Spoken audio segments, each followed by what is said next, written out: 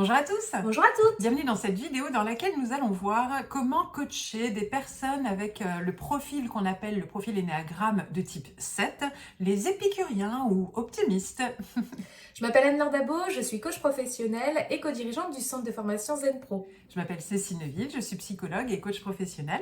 Et aujourd'hui, nous allons nous intéresser de plus près à un profil de personnalité selon le classement des profils de l'énéagramme. Vous avez peut-être entendu déjà parler de ce profil-là. Si vous ne l'avez pas encore fait, on Il y a une la petite vidéo.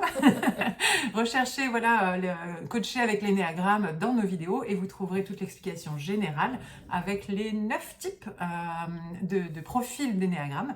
Là, nous nous arrêtons sur le profil numéro 7.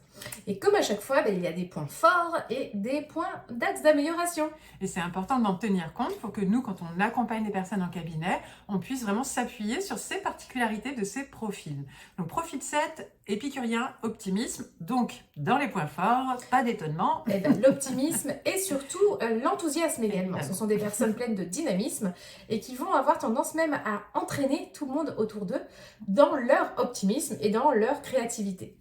Après, ce sont aussi des personnes qui sont toujours en quête de plaisir, le plaisir immédiat, le plaisir de l'instant, toujours chercher ce qui nous met en joie, en plaisir. Waouh, on a envie de profiter de la vie, d'en croquer la vie en pleine dents. On est dans l'instant présent, connecté au maximum. Et parfois même, on verra, mais sans trop penser à ce que ça pourrait donner par la suite. Mais en tous les cas, dans l'instant présent, c'est le plaisir avant tout. Ils ont une excellente capacité à gérer la pression.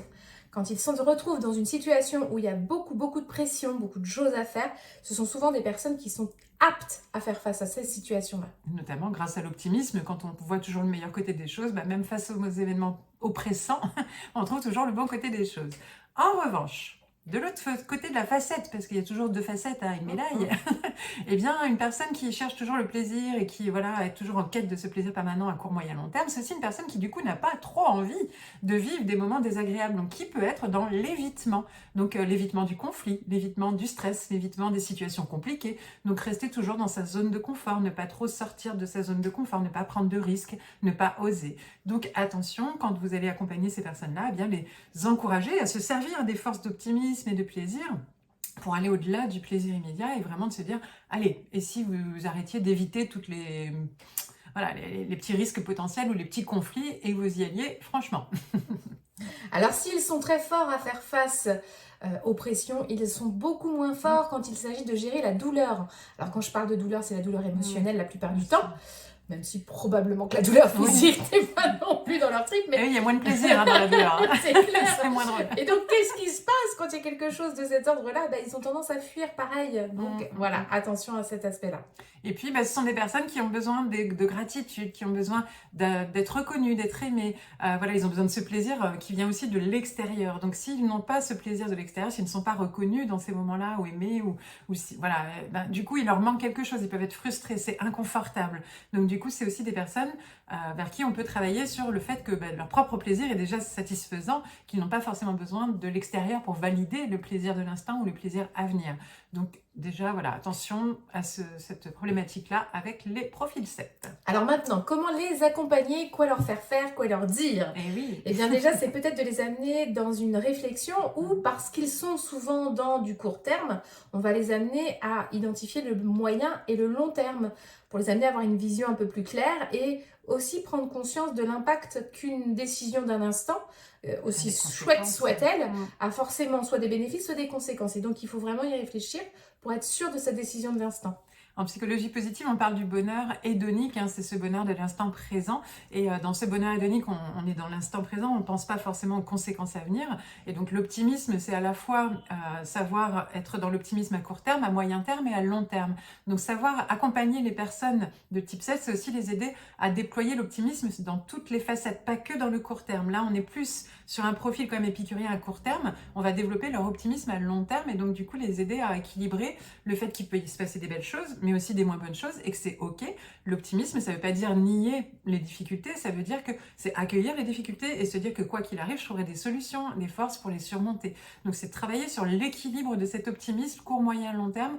Optimisme et réalisme, la réalité n'est pas que le bonheur parfait et la vie en rose, et pouvoir se déployer dans toutes ces facettes-là de la vie. Vous pouvez également les amener à se fixer des objectifs durables sur vraiment du long terme. On continue à travailler sur le long terme pour vraiment les amener à s'ancrer davantage pour avoir une vision beaucoup plus longue et ne pas à se contenter d'être dans l'instant présent, même si c'est très bien, il faut trouver l'équilibre en fait. Et de se dire, quand on a une vision plus longue, à très long terme même, forcément sur le chemin ne sera pas tout rose et on comprend qu'il y aura des hauts, des bas sur ce chemin, mais que derrière, c'est ce qui nous attend de génial, qui peut nous motiver à surpasser finalement ces épreuves-là. Donc, une personne de type 7, on l'encourage à garder son optimisme, son plaisir, évidemment. Et à le partager, on ne la change surtout pas, à garder son enthousiasme, son excitation, mais à oser peut-être un peu plus, prendre des risques, quitte à ce que ça soit parfois un peu moins confort, et avoir à plus long terme pour pouvoir se faire une vie à grande échelle, à court, moyen et long terme. Voilà pour quelques clés d'accompagnement de ces profils. Vous avez toute une série de vidéos avec les différents profils et une approche, vous allez voir, bien différente pour chaque profil. Donc on vous laisse découvrir, et si vous ne voulez pas rater les prochaines vidéos, pensez à cocher la cloche. Cocher la cloche. C'est ça. À bientôt. À très bientôt. Et Zen Pro, c'est bien plus que ça. C'est aussi un centre de formation sur lequel vous allez pouvoir retrouver une formation pour devenir coach et encore d'autres des tas de formations pour découvrir des outils d'accompagnement. Des formations pour vous spécialiser en tant que coach pour enfants, pour ados ou pour parents.